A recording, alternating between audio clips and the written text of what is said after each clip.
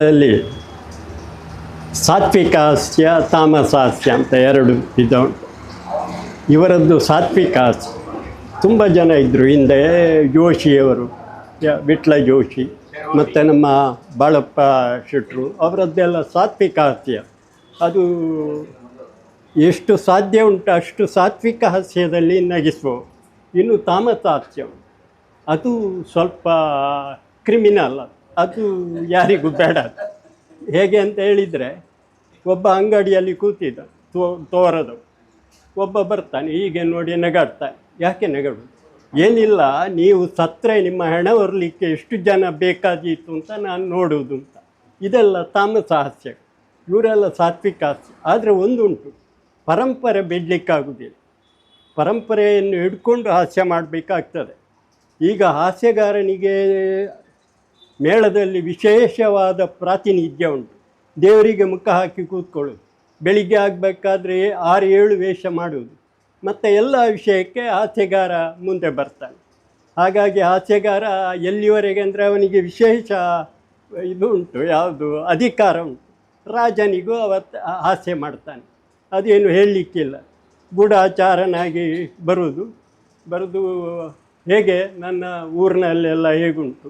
ಅದಕ್ಕೆ ಇವರು ಹೇಳ್ತಾರೆ, ಊರಿನಲ್ಲಿ ಎಂಥದ್ದು ದೇವರೇ, ನಿಮ್ಮದೇ ವಿಷಯ, ಎಲ್ಲಿ ನೋಡಿದರೂ ನಿಮ್ಮ ಭಾವಚಿತ್ರ ಗೋಡೆಯಲ್ಲಿ ಇಟ್ಟು ಊದುಬತ್ತಿ ಹಚ್ಚಿ ಮಾಲೆ ಹಾಕಿ ಭಜನೆ ಮಾಡ್ತಾರೆ. ಅದು ಎಂಥದ ಊದುಬತ್ತಿ ಹಚ್ಚುವುದು ಭಾವಚಿತ್ರ ಸತ್ತವರಿಗೆ ಅಲ್ಲಲ್ಲ, ಭಜನೆ ಇದು ದೇವರ ಹಾಗೆ, ನೀವು ದೇವರ ಹಾಗೆ. ಇನ್ನು ಅದು ಸ್ವಲ್ಪ ಇದಕ್ಕೆ ಹೋಗ್ತದೆ. ಭಜನೆ ಅಂತ ಹೇಳಿದರೆ ಹೇಗೆ ಇದು ಉಂಟು, ಎಂತ ಬತ್ತಲೆ ನಿತ್ಯ ಬೌದ್ಧನಿಗೆ ಅದೆಲ್ಲ ಹೇಳ್ತಾನೆ. ಎಂಥದ್ದು ಬತ್ತಲೆ ನಿತ್ಯ ಇವನಿಗೆ, ಯಾರಿಗೆ, ಅವ ಯಾರು, ಇವ ಕೌಂಡ್ಲಿಕನಿಗೆ. ಎಂಥದ ಅದು ಭಜನೆ. ಸತ್ತಲೆ ನಿತ್ಯ ಬೌದ್ಧನಿಗೆ ಅಂತ ಇಲ್ವಾ, ಹಾಗೆ ಬತ್ತಲೆ ನಿತ್ಯ ಕೌಂಡ್ಲಿಕನಿಗೆ. ಇಂಥದ್ದೆಲ್ಲ ಹಾಸ್ಯ, ಅದು ಪರಂಪರೆಯ ಹಾಸ್ಯಗಳು. ಅದಕ್ಕೆ ಇವರೊಮ್ಮೆ ಒಂದು ಹಾಸ್ಯ ಮಾಡಿದ್ದು. ಎಂಥದ್ದು ಅಂದರೆ, ರುಕ್ಮಿಣಿ ಸ್ವಯಂವರದಲ್ಲಿ ಒಂದು ಭಂಡಾರಿ ಬರಲಿಕ್ಕೆ ಅದು ಎಂಥದ್ದು, ಇದು ಗೋಡೆಗೆ ವೈಟ್ ವಾಶ್ ಮಾಡುವ ಬ್ರಷ್, ಮತ್ತು ಒಂದು ಬಾಲ್ದಿಯಲ್ಲಿ ನೀರು, ಒಂದು ಇಷ್ಟು ದೊಡ್ಡ ಕತ್ತಿ ಹಿಡ್ಕೊಂಡು ಬರುವುದವ. ಬಂದು ಎಲ್ಲ ಉಂಟ ಒಂದು ಇಂಚಿನ, ಅವು ಹೆಂಗೆ ಗೊತ್ತು, ಮೂಜು ಪಟ್ಟಿ ಅತ್ತ ಎಲ್ಲ ಮಾಡ್ತಾರೆ. ಅದೆಲ್ಲ ಪರಂಪರೆಯ ಹಾಸ್ಯ. ನಮ್ಮ ಅನಂತರಾಮರಾಯರಿಗೆ ಸಿಟ್ಟು ಬಂದಿತ್ತು, ಅದು ಎಂಥದ್ದು ಹಾಗೆಲ್ಲ ಹೇಳುವುದು.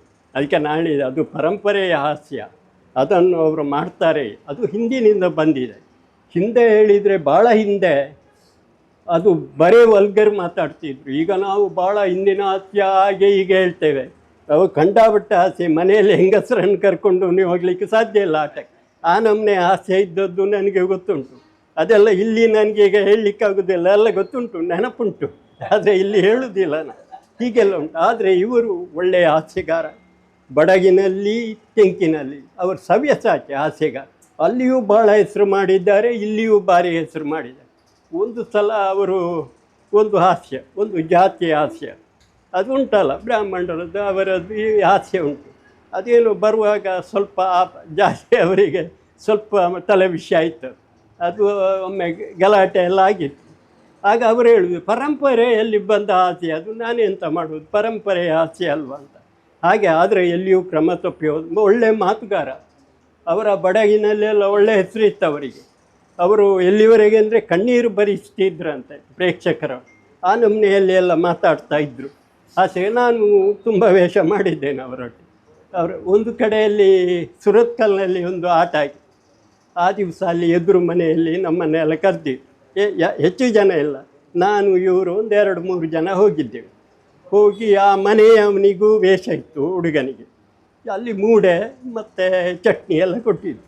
ಅಲ್ಲಿ ರಂಗಕ್ಕೆ ಬರುವಾಗ ಅದೇ ಹುಡುಗ ಬಂದ ಇವರ ಎದುರು, ಇವತ್ತು ನಿಮಗೆ ಎಂಥದ್ದು ಮೂಡೆಯಾ ಅಂತ ಕೇಳಿ. ಆಗ ಆ ಮನೆಯವರೆಲ್ಲ ಭಾರಿ ನಗಾಡಿದ್ರು, ಅವರಿಗೆ ಭಾರಿ ಖುಷಿ ಆಯಿತು. ಹಾಗೆ ಈ ಹಾಸ್ಯವನ್ನೆಲ್ಲ ಬೇಕಾದ ಹಾಗೆ ಉಪಯೋಗಿಸುವುದಕ್ಕೂ ಅವರ ಹತ್ರ ಸಾಧ್ಯ ಇತ್ತು.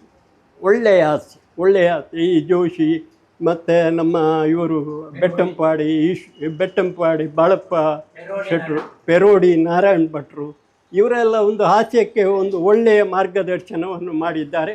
ಅದೇ ರೀತಿ ಇವರು ಇವರದ್ದು ಸ್ವಲ್ಪ ಬದಲು ಆದರೆ ಒಳ್ಳೆಯ ಹಾಸ್ಯವನ್ನೆಲ್ಲ ಕೊಟ್ಟಿದ್ದಾರೆ. ತುಂಬ ಜನ ಇವರನ್ನು ಮೆಚ್ಚುತ್ತಾರೆ. ಮುಖ್ಯ ಪ್ರಾಣ ಕಿನ್ನಿಗೋಳಿ ಮುಖ್ಯ ಪ್ರಾಣರ ಹಾಸ್ಯವನ್ನೇ ಭಾಳ ಹೆಸರುಂಟು. ಅವರು ಆ ಹಾಸ್ಯವನ್ನು ನಗಿಸುವ ಕ್ರಮ ಎಲ್ಲ ಒಳ್ಳೆಯದುಂಟು. ಅಂದರೆ ಅಭಿನಯ ಉಂಟಾದರೆ ಆ ಅಭಿನಯ ಮಾಡಿದರೆ ಸಾಕಾಗ್ತದೆ. ಈಗ ಜೋಶಿಯವರು ಇದಕ್ಕೆ ಬಂದರೆ ಸಾಕಾಗ್ತದೆ. ಎಲ್ಲಿಗೆ ಯಾವುದು ಸಭೆಗೆ ಇದಕ್ಕೆ ವೇದಿಕೆಗೆ ಬಂದರೆ ಸಾಕು, ಅವರನ್ನು ನೋಡಿ ನಗಾಡ್ತಾರೆ. ಅವರು ಸುಮ್ಮನೆ ನಿಂತರೆ ಸಾಕು, ಅಲ್ಲಿ ನಗಾಡ್ತಾರೆ. ಅದೇ ರೀತಿ ಇವರು ಇದ್ರಪ್ಪ, ಯಾರು ಮಿಜಾರ ಅಣ್ಣಪ್ಪ, ದೊಡ್ಡ ಹಾಸ್ಯಗಾರ. ಇವರು ಸ್ವಲ್ಪ ಅವರ ಶಿಷ್ಯರೇ. ಯಾರು ಇವರು, ಅವರಿಗೆ ಸ್ವಲ್ಪ ಗಾಳಿ ಉಂಟು ಅವರದ್ದು, ಮಿಜಾರ ಅಣ್ಣಪ್ಪ. ಆದರೆ ಹಿಂದೆ ಭಾರಿ ವಲ್ಗರ ಹಾಸ್ಯ ಮಾಡ್ತಿದ್ರು ಎಲ್ಲರೂ. ಮಿಜಾರ ಅಣ್ಣಪ್ಪ ಬಂದ ಕೂಡಲೇ ನಗಾಡೋದು. ಮತ್ತು ಯಾರೋ ಹೇಳಿದ್ರು ಪುರ ಹಾಗೆಲ್ಲ ಮಾಡಬಾರ್ದು, ಹಾಸ್ಯ ಒಳ್ಳೆಯ ಸಾತ್ವಿಕ ಹಾಸ್ಯ. ಮತ್ತು ಅವರು ಸಾತ್ವಿಕ ಹಾಸ್ಯಕ್ಕೆ ಆರಂಭ ಮಾಡಿದರು. ಸಾತ್ವಿಕ ಹಾಸ್ಯಕ್ಕೆ ಆರಂಭ ಮಾಡಿದರು. ಅವರು ಮಾತಾಡಿದ್ರಲ್ಲಿ ಡಬಲ್ ಮೀನಿಂಗ್ ಏನುಂಟು ಅಂತಲೇ ಜನ ನೋಡಿದ್ರು. ಒಮ್ಮೆ ಒಂದು ಮದುವೆ ಆಗಿ ಸ್ವಲ್ಪ ಸಮಯ ಆಗಿದೆ, ಹೆಂಡತಿಯನ್ನು ಕರೆಯಿತು. ಎಂಚ ಎನ್ನ ಸುಧಾರಿಕೆ ಪುರ ಎಂಚ ಅಂತ ಹೇಳು. ಅವರೆಂತ ಹೇಳೋದು, ಅವರು ಹೇಳ್ತಾರೆ ಸುಧಾರಿಕೆ ಮುಂಟ ಅರಿ ತರಕಾರಿ ಪೂರ ಎಂಚ ಅನ್ಕಂತ ಮಾಡುವೆ, ಅದು ಸುಧಾರಿಕೆ. ಜನ ಒಟ್ಟು ಚಪ್ಪಾಳೆ ಹೊಡೆದು ನಗಾಡಲಿಕ್ಕೆ ಶುರು ಮಾಡಿದ್ರು. ಹಾಗೆ ಅವರು ಯಾವ ಮಾತಾಡಲಿ ಅದನ್ನು ಬೇರೆ ಅರ್ಥಕ್ಕೆ ಇದು ಮಾಡಿ, ಅವರು ನಿಜವಾಗಿ ಒಳ್ಳೆಯ ಹಾಸ್ಯಗಾರರಾಗಿದೆ. ಹಿಂದಿದ್ದ ವಲ್ಗರನ್ನೆಲ್ಲ ಬಿಟ್ಟು ಒಳ್ಳೆಯ ಹಾಸ್ಯಗಾರ ಆಗಿದ್ದಾರೆ. ಹಾಗೆ ಇವರಿಗೂ ಅದರದ್ದು ಗಾಳಿ ಉಂಟು, ಆದರೆ ಒಳ್ಳೆಯ ಶಿಷ್ಟಾಚಾರದಲ್ಲಿ ಅದನ್ನು ಉಪಯೋಗಿಸ್ತಾ ಇದ್ದರು. ಇಂಥ ಹಾಸ್ಯಗಾರರು ಹೋದರು ಅಂತ ಹೇಳಿದರೆ ಒಂದು ದೊಡ್ಡ ಹಾಸ್ಯಗಾರ ಒಬ್ಬ ಹೋದ ಅಂತಲೇ ಅರ್ಥ. ಅದನ್ನು ತುಂಬಿಸಲಿಕ್ಕೆ ಭಾಳ ಕಷ್ಟ ಉಂಟು. ಈಗ ಹಾಸ್ಯ ಅಂತ ಹೇಳಿದರೆ ಒಟ್ಟು ಮಾತು ಬಲ, ಮತ್ತು ಅದು ಎಷ್ಟು ಹೊತ್ತು ಬೇಕಾದರೂ ಮಾತಾಡ್ತಾರೆ. ಹಾಗೆ ಆ ಥರ ಆ ಹಿಂದಿನ ಸಂಪ್ರದಾಯದ ಹಾಸ್ಯ ಈಗ ತುಂಬ ಕಡಿಮೆ ಆಗಿದೆ ಅಂತ ಇಲ್ಲ, ಎಲ್ಲ ಬದಲಾಗಿದೆ. ಆದರೆ ಇವರು ಅದನ್ನು ಕಡೆಯವರೆಗೂ ಸಂಪ್ರದಾಯದ ಹಾಸ್ಯವನ್ನು, ಪರಂಪರೆಯಿಂದ ಬಂದ ಹಾಸ್ಯವನ್ನು ಉಳಿಸಿದ್ದಾರೆ. ಅದರ ಬಗ್ಗೆ ಬಹಳ ಪ್ರಯತ್ನ ಮಾಡಿದ್ದಾರೆ. ಅವರ ಅಗಲುವಿಕೆ ನಿಜವಾಗಿಯೂ ನಮ್ಮ ಯಕ್ಷರಂಗಕ್ಕೆ ದೊಡ್ಡ ನಷ್ಟ. ಅವರಿಗೆ ಸದ್ಗತಿ ಲಭ್ಯವಾಗಲಿ ಅಂತ ಪ್ರಾರ್ಥನೆ ಮಾಡಿ ನನ್ನ 2 ಮಾತನ್ನು ಮುಗಿಸ್ತೇನೆ.